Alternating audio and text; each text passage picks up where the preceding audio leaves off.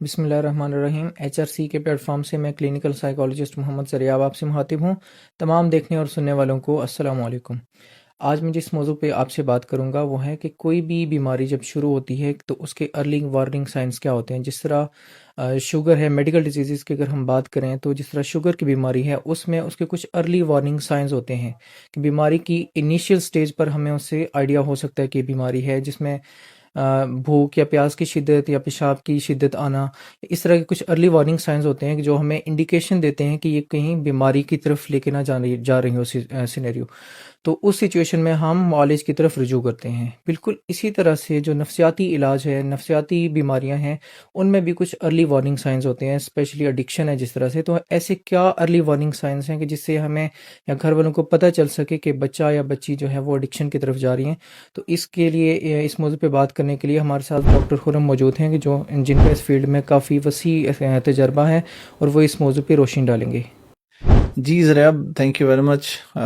ये नाजरीन का, सुनने वालों का इस बारे में इंफॉर्मेशन होना बहुत ज़रूरी है, क्योंकि जब तक जो हमारे मुशाहिदे के अंदर चीज़ आई है वो ये कि मरीज़ को उस वक्त लाया जाता है जब वो एक प्रोग्रेसिव स्टेज पे होता है।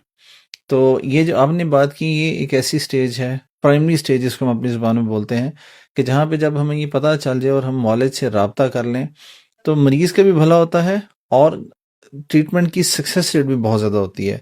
तो वो कौन सी ऐसी चीज़ें हैं, अगर मैं एडिक्शन की एक्सक्लूसिवली बात करूँ, तो किसी भी बच्चे या बच्ची के मूड स्विंग्स आना।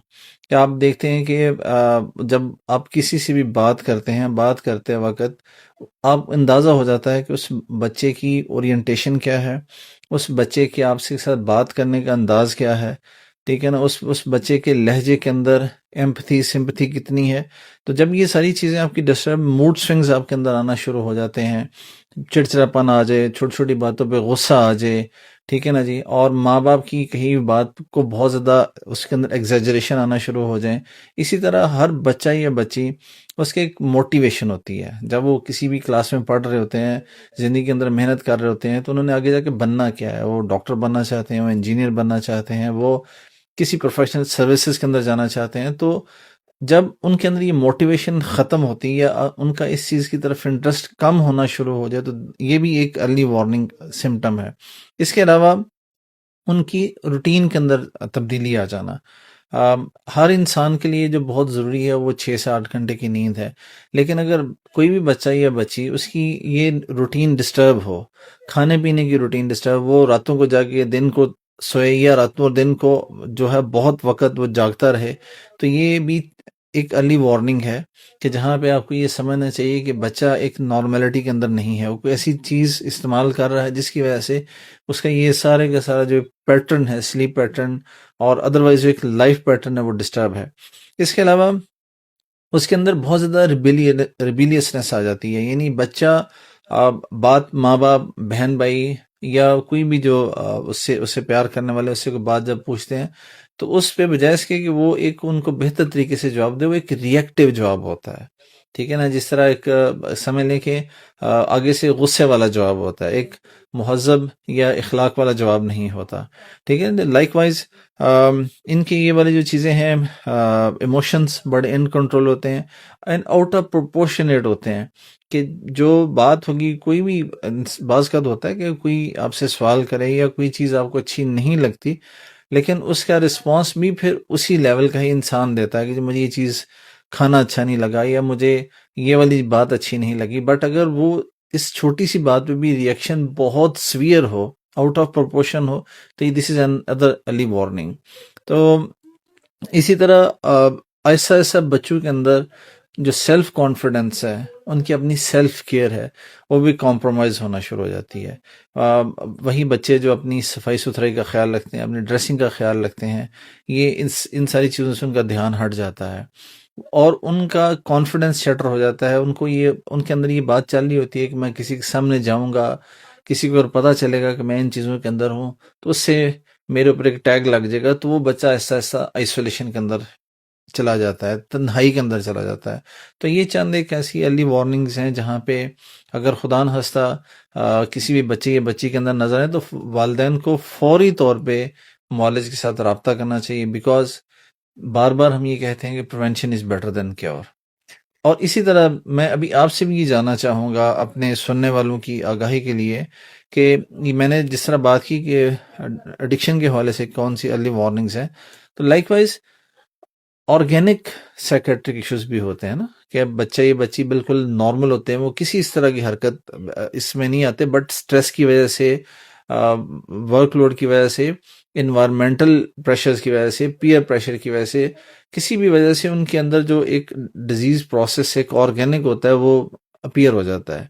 तो वहाँ पे वो कौन सी ऐसी अलामात हैं जहाँ जिनको सामने रखते हुए वालिदैन को, बहन भाइयों को, चाहने वालों को फौरी तौर पे अपने मौले से रब्ता करना चाहिए?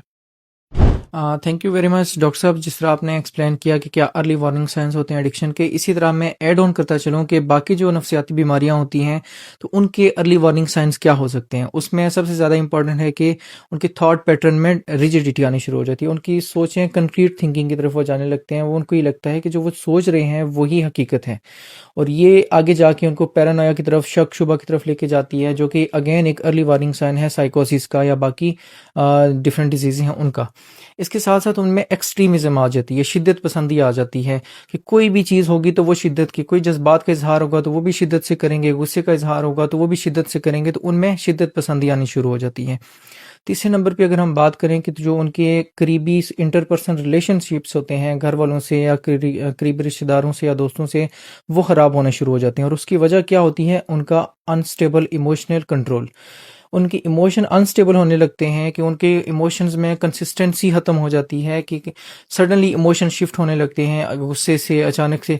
अब अचानक सही बैठे हुए उनको गुस्सा आने लगेगा, शदीद किस्म का गुस्सा आएगा, और उसकी वजह से जो उनका आउटबस्ट होता है उसकी वजह से अगला बंदा उनके साथ डिस्टेंट होने लगता है, जिसकी वजह से उनके इंटरपर्सनल रिलेशंस ख़राब होने लगते हैं, जो कि अगेन जिस तरह आपने बात की कि वो आइसोलेशन की तरफ ले जाता है। और अगेन जब वो आइसोलेशन की तरफ लेके जाता है कि since human is a social animal, तो जब वो आइसोलेशन में जाते हैं तो isolation again itself is a illness, कि वो अगेन मल्टीपल डिफरेंट इश्यूज़ की तरफ लेके जाना शुरू हो जाती है।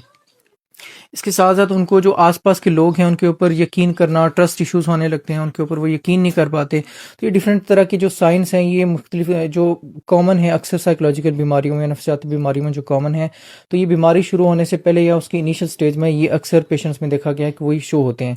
तो अगर जब ये शो हो रहे हों तो उसी वक्त अगर फैमिलीज या उनके जो केयर टेकर्स हैं वो उनको प्रोफेशनल हेल्प की तरफ ले जाएं, तो इस बात की बहुत हाई प्रोबेबिलिटी होती है कि ट्रीटमेंट को सक्सेसफुल जल्दी और मुकम्मल तरीके से उसको सक्सेसफुल बनाया जा सकता है।